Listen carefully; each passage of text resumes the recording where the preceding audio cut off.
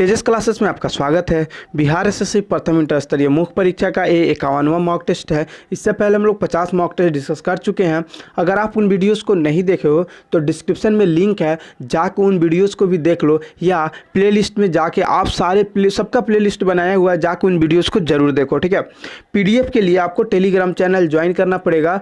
और मैंने अब तक जितने भी 50 मॉक टेस्ट हुए उसमें शुरू के कुछ नहीं डाले हैं। मुझे अभी मेरे पास थोड़ा सा समय का अभाव, इसलिए मैं उनका नहीं डाल रहा हूँ। कुछ का आंसर भी बाकी है, उसका भी मैं आंसर एक दिन प्रोबेबली संडे को थोड़ा सा वर्कलोड कम होता है, तो मैं संडे को कोशिश करूँगा डाल दूँ। ठीक है, यह मॉक टेस्ट आपको सुबह 7:30 बजे 100% आ जाता है। अगर 7:30 में आपको नोटिफिकेशन नहीं आता है तो एक बार 7:35 यानी 7:35 में ज़रूर जाके चेक किया करो। 101% अपलोड हो गया रहता है। कभी कभी यूट्यूब के गलती से पब्लिश नहीं हो पाता है, तो क्या होता है कि आप 7:35 से नहीं तो 7:38 या 7:39 तक आप 100% जाके वहाँ पर चेक कर लिया करो, आपको डेफिनेटली मिलेगा। देखो, इससे पहले हम लोग जो 50 मॉक टेस्ट किए हैं उसमें 20 आपका यूनिक पब्लिकेशन का किए हैं, 17 प्लेटफॉर्म का किए हैं, और आज 14वां मॉक टेस्ट कंप्लीट हो जाएगा। आज स्पार्क पब्लिकेशन कंप्लीट हो जाएगा। इसके बाद हम लोग का जो आएगा किरण पब्लिकेशन आएगा। इसके बाद अगर ये बुक आ जाता है अड्डा 247 का तो इसको करेंगे। इसके बाद हम लोग संदर्भ पब्लिकेशन का करेंगे, फिर से कोई और पब्लिकेशन आएगा तो उसका भी कर लेंगे। आपको 3 काम करना है। पहला तो कॉपी कलम लेके बैठना है। दूसरा, आप इस 75 क्वेश्चन में कितना कर पाते हो उस स्कोर को जरूर कमेंट करना है। तीसरा, प्रत्येक प्रश्न के बाद आपको 5 सेकंड का समय मिलता है, जिसमें आपको पहले खुद से अटेम्प्ट करना पड़ता है। आज का जो पहला प्रश्न है, उस स्थान का नाम बताइए जहां ईसा मसीह का जन्म हुआ था। इसका आंसर हो जाएगा ऑप्शन सी, बेथलेहम में। अगला प्रश्न है, journey of the centre of the Earth, journey to the centre of the Earth के लेखक कौन है? इसका आंसर हो जाएगा ऑप्शन ए, जूलिस वर्ने। अगला प्रश्न है, ऑस्कर पुरस्कार जीतने वाले प्रथम भारतीय व्यक्ति का नाम बताइए। इसका आंसर हो जाएगा ऑप्शन डी, भानु अथैया। देखो, ऑस्कर जो पुरस्कार है इसकी शुरुआत 1929 ईस्वी में हुआ था। यह विश्व सिनेमा का सबसे प्रतिष्ठित पुरस्कार है। यह पुरस्कार National Academy of Motion Picture Arts and Sciences यानी इसके नाम से भी जाना जाता है, और यह पुरस्कार संयुक्त राज्य अमेरिका से दिया जाता है। अगला प्रश्न है, विश्व का सबसे लंबा रेलवे प्लेटफॉर्म कौन सा है? इसका आंसर हो जाएगा ऑप्शन ए, गोरखपुर। देखो, गोरखपुर प्लेटफॉर्म जो था इससे पहले खड़गपुर का था, अभी गोरखपुर हो गया है। और गोरखपुर जो प्लेटफॉर्म है उसका लंबाई कितना है आपको जरूर कमेंट करना है। अगला प्रश्न है, अमृतसर का प्रसिद्ध स्वर्ण मंदिर किसने बनवाया था? इसका आंसर हो जाएगा ऑप्शन बी, गुरु अर्जुन देव के द्वारा अमृतसर का जो प्रसिद्ध स्वर्ण मंदिर था ये बनवाया गया था। देखो, आदि ग्रंथ जिसे गुरु ग्रंथ साहिब का संकलन तथा अमृतसर का प्रसिद्ध स्वर्ण मंदिर की नींव रखने का श्रेय सिखों के 5वें गुरु अर्जुन देव को जाता है। अगला प्रश्न है, मानचित्र बनाने वाले व्यक्ति को क्या कहा जाता है? इसका आंसर हो जाएगा ऑप्शन ए, मानचित्रकार। अगला प्रश्न है, किस देश ने कागज का आविष्कार किया? इसका आंसर हो जाएगा ऑप्शन सी, चीन ने कागज का आविष्कार किया था। देखो, अब इस क्वेश्चन में कोई एक्सप्लेनेशन का नीड नहीं है, कोई ज़रूरत ही नहीं है। तो आपका स्टैटिक्स क्वेश्चन है, इसको आपको ऐसे ही याद रखना होगा, तो मैं इसका एक्सप्लेनेशन नहीं देता हूँ। मैं एक्सप्लेनेशन देता हूँ, कोशिश करता हूँ कि 30 से 35 क्वेश्चन का एक्सप्लेनेशन देता हूँ, यानी 50% क्वेश्चन का मैं एक्सप्लेनेशन देता हूँ। और उससे मैं ज़्यादा करूँगा तो वीडियो का लेंथ बहुत बड़ा हो जाएगा। तो आप लोग थोड़ा जो है आपका कंसेप्ट उसको भी थोड़ा रिविजन करते रहिए। अगला प्रश्न है, एटम बम का आविष्कार किसने किया? एटम बम का आविष्कार जूलियस रॉबर्ट ओपेनहाइमर के द्वारा किया गया था। ऑप्शन ए हो जाएगा। अगला प्रश्न है, विंबलडन खेलने वाली प्रथम भारतीय महिला कौन थी? इसका आंसर हो जाएगा ऑप्शन बी, सानिया मिर्जा ने पहला बार ये काम किया था। अगला प्रश्न है, भारत में व्यावसायिक बैंकें, जो भारत में व्यावसायिक बैंक है वो क्या है? आर्थिक वृद्धि की प्रक्रिया को तीव्र करती है। ऑप्शन सी हो जाएगा। अगला प्रश्न है, किस वर्ष में 14 प्रमुख व्यावसायिक बैंकों को राष्ट्रीयकृत किया गया? इसका आंसर हो जाएगा ऑप्शन बी 1969 ईस्वी में किया गया था। देखो, बैंकों का जो राष्ट्रीय नियोजन की मुख्य धारा में जोड़ने के उद्देश्य से सरकार ने 19 जुलाई 1969 को 14 बैंक, ठीक है, बड़े व्यापारिक बैंक जिनकी जमाएं 50 करोड़ रुपए से अधिक थी का राष्ट्रीयकरण किया था। पुनः 15 अप्रैल 1980 को सरकार ने 6 बड़े व्यापारिक बैंक जिनकी जमाएं 200 करोड़ रुपए से अधिक थी का राष्ट्रीयकरण कर दिया था। अगला प्रश्न है, पंचायती राज निकायों में महिलाओं के लिए सीटों का आरक्षण यह सुनिश्चित करने का प्रयत्न करता है। देखिए, क्या तो यह सार्वजनिक जीवन में महिलाओं की सहभागिता को सुनिश्चित करने का प्रयत्न करता है। अगला प्रश्न है, भारतीय योजनाओं आयोगों के अनुसार शहरी व्यक्ति में पोषणात्मक आवश्यकताओं के आधार पर गरीबी रेखा यह है। तो जो शहरी व्यक्ति है ना, उनको 2100 कैलोरी चाहिए और जो ग्रामीण व्यक्ति है उनको 2400 कैलोरी चाहिए, ठीक है। अगला प्रश्न है, निम्नलिखित में से किसको विकसित अर्थव्यवस्थाएं कहकर संबोधित किया जाता है।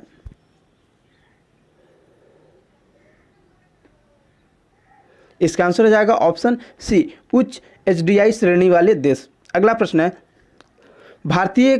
ग्रामीण भारत में निर्धनता का अनुमान किसके आधार पर लगाया जाता है।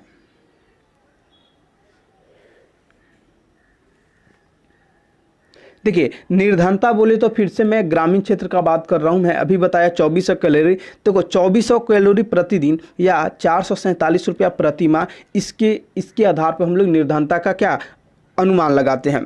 अगला प्रश्न है, राज्यसभा में चुनाव के लिए अपेक्षित न्यूनतम आयु क्या है। इसका आंसर हो जाएगा ऑप्शन बी 30 वर्ष। अगर बात करें लोकसभा का तो 25 वर्ष। अगर बात करें राष्ट्रपति बनने के लिए और उपराष्ट्रपति बनने के लिए और गवर्नर बनने के लिए तो ये आपको हो जाएंगे 35 वर्ष।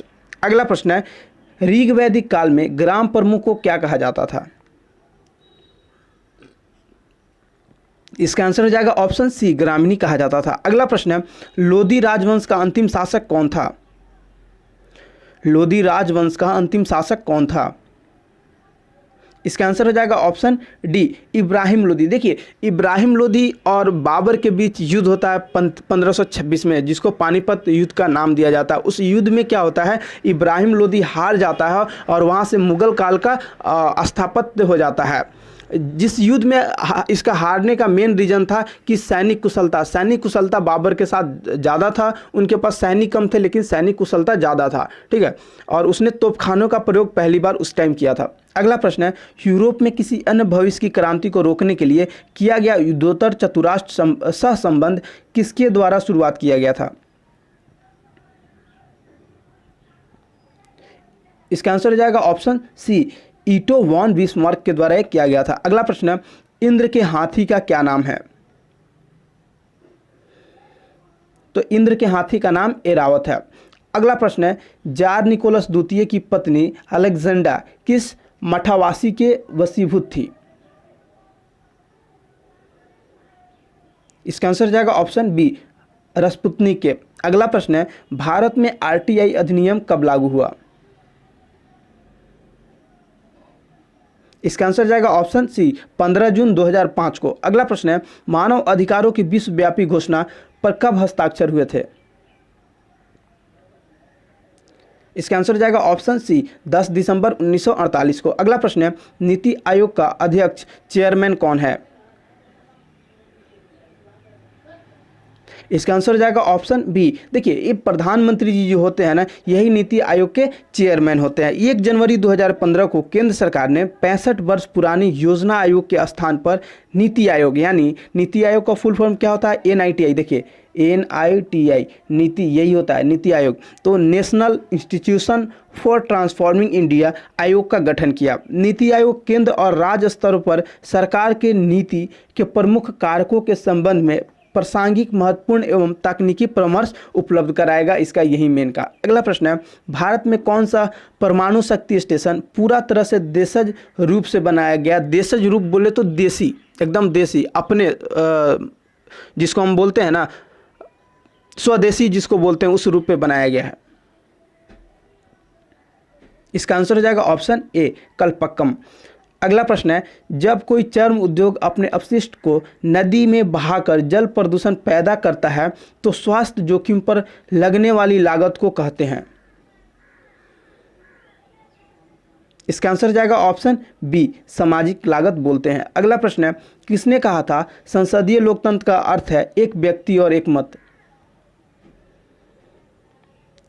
इसका आंसर हो जाएगा option C, doctor B R Ambedkar. अगला प्रश्न है, श्रम विभाजन की धारणा का समर्थन किसने किया था? इसका आंसर हो जाएगा ऑप्शन सी, स्मिथ ने किया था। अगला प्रश्न है, निम्न में से कौन सा मांग का प्रत्यक्ष निर्धारक नहीं है?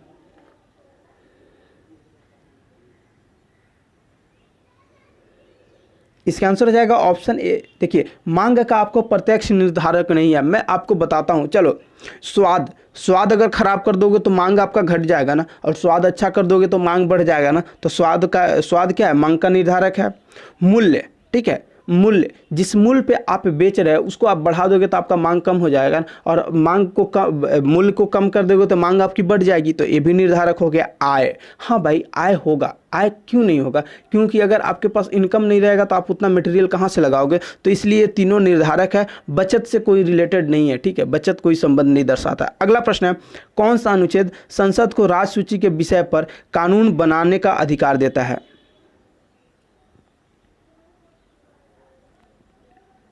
इसका आंसर जाएगा ऑप्शन डी, आर्टिकल 249। अगला प्रश्न है, संविधान का कौन सा भाग नागरिकता के प्रावधानों से संबंधित है? इसका आंसर जाएगा ऑप्शन ए, पार्ट 2 है, उसमें नागरिकता के प्रावधान सम्मिलित है। अगला प्रश्न है, लोकतंत्रीय विकेंद्रीकरण का आशय है? इसका आंसर हो जाएगा ऑप्शन डी, स्थानीय सरकार। अगला प्रश्न है, निम्न में से कौन सा हड़प्पा व्यापार केंद्र था? इसका आंसर हो जाएगा ऑप्शन बी, लोथल, जो हड़प्पा नगर था उसका व्यापारिक केंद्र था। अगला प्रश्न है, राजनीति के निम्न निर्देशक सिद्धांतों में से कौन सा गांधीवादी दर्शन पर आधारित था?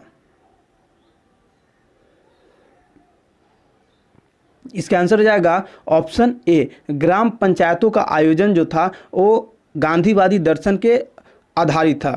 अगला प्रश्न है, भारत में आधारित लोकतंत्र निम्न में से कौन सुनिश्चित करता है? भारत में आधारित लोकतंत्र निम्न में से कौन सुनिश्चित करता है? इसका आंसर हो जाएगा ऑप्शन ए, पंचायती राज। अगला प्रश्न है, जब्ती प्रणाली के अंतर्गत वास्तविक उत्पादन का कितना अंश राज्य की मांग के रूप में निर्धारित किया गया था? इसका आंसर हो जाएगा ऑप्शन बी, 1/3। अगला प्रश्न है, निम्न में से किसने भारत में फ्रेंच शक्ति को समाप्त कर दिया? इसका आंसर हो जाएगा ऑप्शन डी, वांडीवास की जो लड़ाई था ये भारत से फ्रेंच शक्ति को खत्म कर दिया था। और मैं बात करूं वांडीवास की लड़ाई का तो 22 जनवरी 1760 ईस्वी को हुआ था। जो एक तो फ्रांसीसी थे, फ्रांसीसी के जो नेतृत्व कर रहे थे वो थे आयरकुट, फ्रांसीसी का मैं बोल दिया। 22 जनवरी 1760 को ये युद्ध हुआ था, ब्रिटिश और फ्रांसीसियों के बीच हुआ था। जो ब्रिटिशर्स को कंट्रोल कर रहे थे या जो उनको नियंत्रण कर रहे थे वो थे आयरकुट। ठीक है, बात करें बक्सर का तो देखो, बक्सर का जो युद्ध है 22 अक्टूबर 1764 को हुआ था। हेक्टर मुनरो और इधर 3 सदस्यीय सेना था, 3 लोगों का ज्वाइंट सेना था। दूसरा, प्लासी का युद्ध कब है? 23 जून 1757 को हुआ था। अगला प्रश्न है, कर्क रेखा नहीं गुजरती है? इसका आंसर हो जाएगा ऑप्शन बी, पाकिस्तान से। देखो, कर्क रेखा का ट्रिक है गमछा झाड़ मित्र पे। ठीक है, तो जैसे आप देखोगे वहाँ पे क्या है, बांग्लादेश आपको पड़ेगा, म्यांमार आगे पड़ेगा, भारत तो है ही, पाकिस्तान में ये लाइन नहीं पड़ता है। अगला प्रश्न है, विकासशील देशों की निम्न समस्याओं में से कौन सी सही नहीं है?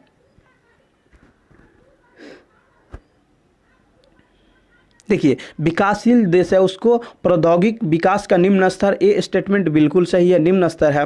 अर्थव्यवस्था की विविधता का अभाव, ये भी सही है।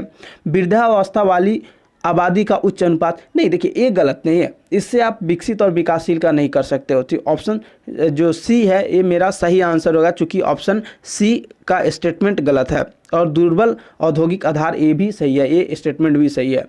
अगला प्रश्न है, निम्न में से कौन सी नदी दक्षिण से उत्तर की ओर बहती है? इसका आंसर हो जाएगा ऑप्शन सी सोन। देखिए नर्मदा, सोन, तापी ये सब क्या है, दक्षिण से उत्तर की ओर बहने वाली नदियां है। अगला प्रश्न है कलिंग युद्ध के बाद निम्न में से किसने महाराज अशोक के रूपांतरण को दर्ज किया? इसका आंसर हो जाएगा रॉक एडिक्ट 13। देखिए आपको क्लियरली ये 13वें शिलालेख का बात किया जा रहा है, लेकिन क्वेश्चन को लैंग्वेज से के साथ खेल दिया है, इसलिए आपको थोड़ा सा इसमें प्रॉब्लम हो सकता है। बाद बाकी आप समझ जाओ इसको कि ऐसा क्वेश्चन के लिए आप तैयार रहो। अगला प्रश्न है हर्षवर्धन की आरंभिक राजधानी कहाँ थी? इसका आंसर हो जाएगा ऑप्शन सी। देखिए जो हर्षवर्धन था इसका जो इनिशियल यानी प्रारंभिक राजधानी थानेश्वर था। ठीक है, मौखरी वंश के संस्थापक ग्रहवर्मन की हत्या करने के बाद इसने अपनी राजधानी को कहाँ, कन्नौज बनाया। अगला प्रश्न है माई अनफॉरगेटेबल मेमोरीज किसकी आत्मकथा है? इसका आंसर हो जाएगा ऑप्शन सी ममता बनर्जी की आत्मकथा है। अगला प्रश्न है दक्षिण सूडान की राजधानी है? दक्षिण सूडान की आपको राजधानी बताना है। इसका आंसर हो जाएगा ऑप्शन बी जुबा है। दक्षिण सूडान की जो राजधानी है वो है जुबा। अगला प्रश्न है अत्यधिक प्रदूषणकारी उद्योग किस कोटि में आते हैं?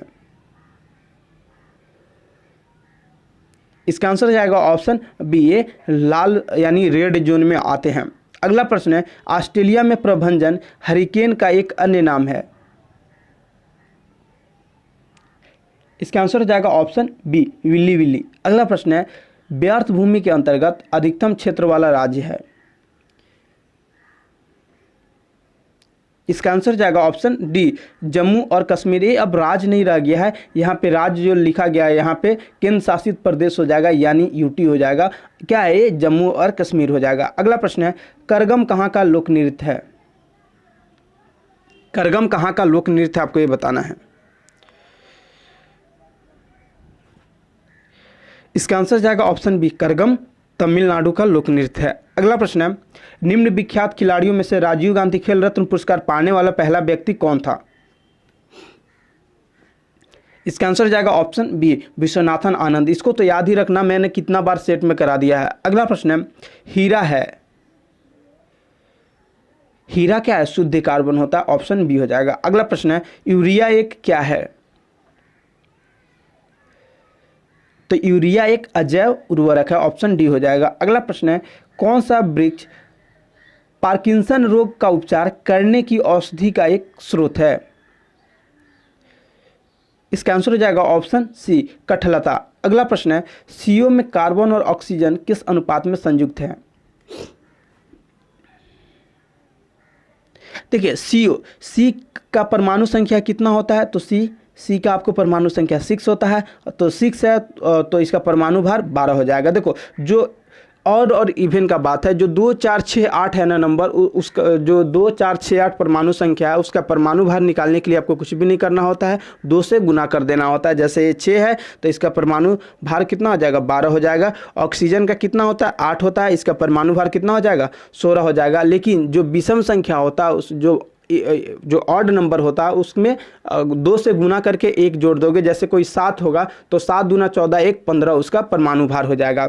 अब बताओ यहाँ पे कह रहा है कि सीओ में कार्बन और ऑक्सीजन का अनुपात में संयुक्त है। देखिए इधर देखिए 2 से कटाइएगा 2 छक 12 और 2 अठे 16, 2 से कटाइएगा 2 तिहाई 6, 2 चौका 8, 3:4 में हो जाएगा, ऑप्शन डी हो जाएगा। अगला प्रश्न है अधिकतम श्रृंखलन दर्शाने वाला तत्व है? इसका आंसर हो जाएगा ऑप्शन ए कार्बन। अगला प्रश्न है वह प्रक्रिया जिसमें कोई भी ऊष्मा प्रणाली में ना तो प्रवेश करती या उसे छोड़ती है क्या कहलाती है? इसका आंसर हो जाएगा ऑप्शन डी रुद्धोष्म प्रक्रिया। अगला प्रश्न है वाहनों की स्थिति का पता लगाने के लिए उनमें जो साधन लगाया जाता है उसे क्या कहते हैं? इसका आंसर हो जाएगा option a global positioning system. अगला प्रश्न है किस रोग में जैवीय संचरण नहीं होती है? किस रोग में जैवीय संचरण नहीं होता है? इसका आंसर हो जाएगा ऑप्शन डी हैजा में जैवीय संचरण नहीं होता है। अगला प्रश्न है किसी जीव का नाम उल्लेख करते समय विविध कारकों का सही क्रम है? तो सबसे पहले वर्ग, फिर गण, फिर परिवार, ऑप्शन बी हो जाएगा। अगला प्रश्न है, जीवन का उद्भव इसके द्वारा हुआ था। जीवन का उद्भव किसके द्वारा हुआ था? इसका आंसर हो जाएगा ऑप्शन डी, रासायनिक जो विकास है उसके द्वारा हुआ था। अगला प्रश्न है, जब आर प्रतिरोध का एक तार तनित किया जाता है और इसकी त्रिज्या रेडियस r/2 हो जाती है तो इसका प्रतिरोध कितना होगा? तो इसका प्रतिरोध हो जाएगा आपको 16R हो जाएगा। मैंने इस क्वेश्चन को 2 बार कराया है इसलिए मैं इस बार नहीं करा रहा हूं। अगला प्रश्न है, चुंबकीय पदार्थ जो चुंबकीय क्षेत्र का दृढ़तर हिस्सों से दुर्बल हिस्सों में गतिमान होता है वह है। इसका आंसर हो जाएगा ऑप्शन सी, प्रतिचुंबकीय। देखिए, प्रतिचुंबकीय पदार्थ बोले तो डायामैग्नेटिक सब्सटेंस वे पदार्थ हैं जो चुंबकीय क्षेत्र में रखे जाने पर क्षेत्र की विपरीत दिशा में चुंबकित हो जाते हैं, जैसे जास्ता, बिस्मित, तांबा, चांदी, सोना, हीरा, नमक, जल आदि प्रतिचुंबकीय पदार्थ के उदाहरण हैं। अगला प्रश्न है, निम्नलिखित में से किस ईंधन को द्वितीयक ईंधन यानी गौण ईंधन कहा जाता है? इसका आंसर हो जाएगा ऑप्शन डी, जो कोयला गैस है इसी को द्वितीयक ईंधन कहा जाता है। अगला प्रश्न है, किसी जीव में हुए आकस्मिक वंशागत परिवर्तन को क्या कहा जाता है? इसका आंसर हो जाएगा ऑप्शन ए, उत्परिवर्तन, जिसको म्यूटेशन भी कहते हैं। अगला प्रश्न है, संचरणीय रोग के संचरण के संबंध में विज्ञान की जिस शाखा द्वारा काम किया जाता है उसका क्या नाम है? इसका आंसर हो जाएगा ऑप्शन ए, जनपादिक रोग विज्ञान। अगला प्रश्न है, परिणाम मित्र यानी ट्रांसफार्मर का प्रयोग किया जाता है। इसका आंसर हो जाएगा ऑप्शन ए। देखो, एसी वोल्टता बढ़ाने के लिए ट्रांसफार्मर का उपयोग हम करते हैं स्टेप अप या स्टेप डाउन करने के लिए, ठीक है। अगला प्रश्न है, साबुनीकरण एक प्रक्रिया है जिसके द्वारा साबुन क्या होता है? साबुन बनाया जाता है। अगला प्रश्न है, ऊष्मा अभिक्रिया निर्भर नहीं करती है। देखिए, ऊष्मा अभिक्रिया किस पे निर्भर नहीं करती है? उस पथ पर जिससे अंतिम उत्पाद प्राप्त किया जाता है, ऑप्शन बी हो जाएगा। अगला प्रश्न है, पेयजल में एंटअमीबा हिस्टोलिका का होना एक संकेत है। इसका आंसर हो जाएगा ऑप्शन ए, बैक्टीरियाई प्रादुर्भाव का। अगला प्रश्न है, पीड़कनाशी के रूप में डीडीटी का प्रयोग की हानि है। इसका आंसर हो जाएगा, प्रकृति में सरलता का निम्नीकरण नहीं होता है। प्रकृति में क्या होता है? सरलता से इसका निम्नीकरण नहीं होता है, यही इसका हानि है। अगला प्रश्न है, अनपेक्षित ईमेल या जंक मेल होता है